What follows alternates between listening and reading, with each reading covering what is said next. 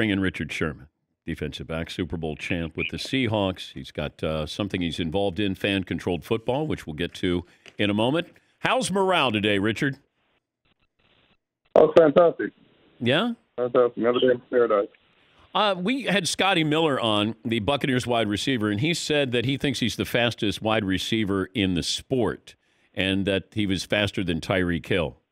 If you had to put a week's pay on a 100-yard dash, who do you think's the fastest player in the NFL? Raheem Mostert. Raheem Mostert? Yep. Really? No doubt.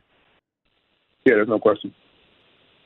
Now Tyreek is quick and fast, but would you rather face a physical guy, let's say Mike Evans, or Tyreek Hill? I mean, it just depends on the day, I guess. There's no real preference. You know, both have strengths and weaknesses. Both, are really good receivers. So both present issues. But I don't think there's one where I'm like, man, I definitely don't want to face him. You just got to find a way to get stopped. What is that like when you're and it probably doesn't happen very often with you, where you sneak a peek at the quarterback and that guy he's going right by you, and you got to turn and you got to run like hell? I mean, well, with most situations with a guy like that, I mean, if you can let him get in your blind spot, he's gone. He's gone. There's no, hey, I got to get on my horse and I'm going to catch up to him. You made a mistake, and that mistake is going to cost you. Would you rather face Mahomes or Brady? Well, I mean, like the same. It's the same situation with the receivers. I mean, both have strengths and weaknesses. Both are very difficult to beat in the playoffs, especially. I played them both in Super Bowls, and we lost both Super Bowls. So, no preference either way. You talked to Chris Collinsworth last week and said that Deshaun Watson should get out of Houston and go to the Jets. Do you think it's salvageable at all in Houston, Richard? I think that's a question for Deshaun Watson. It doesn't seem that way. It seems like the bridge is burned, but you got to ask Deshaun at this point. Yeah, I was just wondering about that because to me it's not a great situation if they're not bringing in Eric Bieniemy, or at least they didn't even interview him to start with, and then they do it, oh, by the way, to maybe keep Mahomes there. But I just wonder. They don't have draft picks. They got cap hell there, and still don't have a head coach. Other than that, sounds like a great place to play. A couple, right. That's the issue.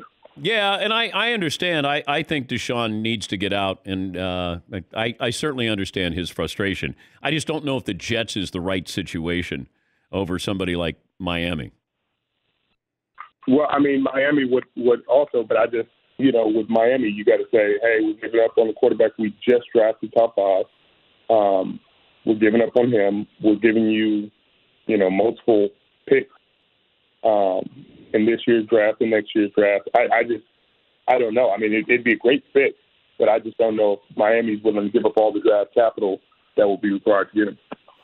Yesterday was the anniversary of Kobe and his daughter dying in that helicopter crash. I couldn't help but think back when you had your surgery, your injury, and Kobe reached out to you.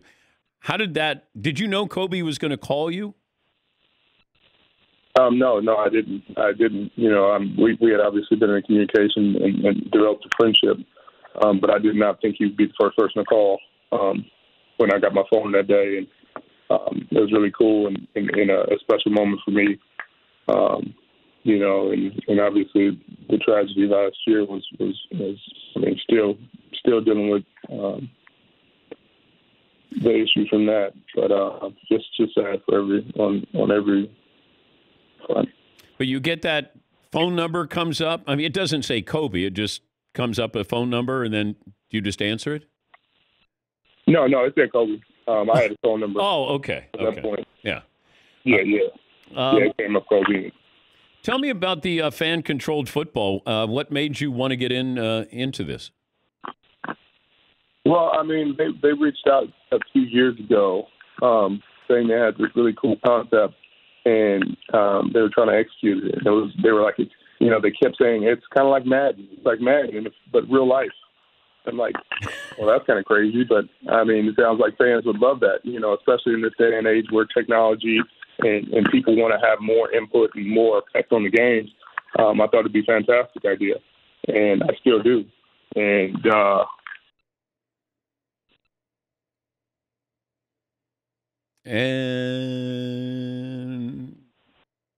I think I lost you, Richard. I think I lost you. Tell Richard thank you for joining us, or Todd, when you get back to him. But it's the fan-controlled football, and you got some names in here: the Beasts, Glacier Boys, Wild Aces, Zappers. Johnny Manziel's involved in this as well. But tell Richard thank you for the phone call. That wasn't a great connection there to begin with.